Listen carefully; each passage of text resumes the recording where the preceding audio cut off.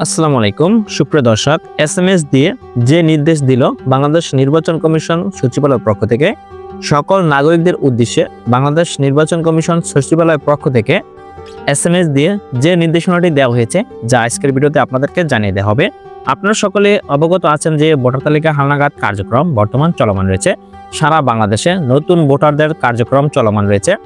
যারা voter form পূরণ করেছেন তারা অবশ্যই নির্ধারিত সময়ে নিবন্ধন কেন্দ্রে গিয়ে ছবি, ফিঙ্গার, স্বাক্ষর এবং চোখের আইরিস সম্পূর্ণ করবেন। এবং যারা এখনো নতুন ভোটার ফর্ম পূরণ করতে পারেননি হালনাগাদের তথ্য সংগ্রহ সময়, তারা অবশ্যই নিজ উপজেলা বা থানা নির্বাচন অফিসে গিয়ে ভোটার ফর্ম পূরণ করে বায়োমেট্রিক সম্পূর্ণ করে ভোটার তালিকায় নাম অন্তর্ভুক্ত করতে পারবেন। তবে বাংলাদেশ নির্বাচন কমিশন সচিবালয়ের পক্ষ থেকে নতুন একটি নির্দেশ প্রদান করা হয়েছে এসএমএস এর মাধ্যমে, মোবাইলে, তাও মোবাইল ফোনে এসএমএস করে জানিয়ে দেওয়া হয়েছে, যা আজকের ভিডিওতে আপনাদেরকে জানিয়ে দেওয়া হবে।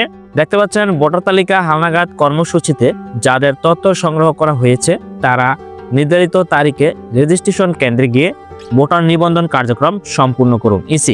বাংলাদেশ নির্বাচন কমিশন সচিবালয়ের পক্ষ থেকে প্রত্যেকের মোবাইল ফোনে এসএমএস করে জানিয়ে দেওয়া হয়েছে, যারা ভোটার তালিকায় নাম অন্তর্ভুক্ত করতে পারবেন তারা অবশ্যই নির্ধারিত কেন্দ্রে গিয়ে ভোটার ফর্ম পূরণ করে বায়োমেট্রিক সম্পূর্ণ করে ভোটার তালিকার নাম অন্তর্ভুক্ত করবেন। তবে যাদের জন্ম 1-1-2008 সাল বা তাদের পূর্বে এবং যারা বিগত ভোটার তালিকা হালনাগাদের নাম অন্তর্ভুক্ত করতে পারেননি তারাই ভোটার তালিকা হালনাগাদ 2025-এ নাম অন্তর্ভুক্ত করতে পারবেন।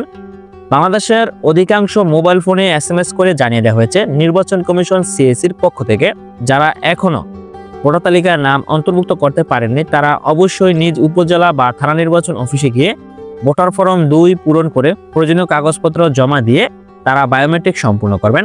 ধন্যবাদ সকলকে, ভালো থাকবেন, সুস্থ থাকবেন, আল্লাহ হাফেজ।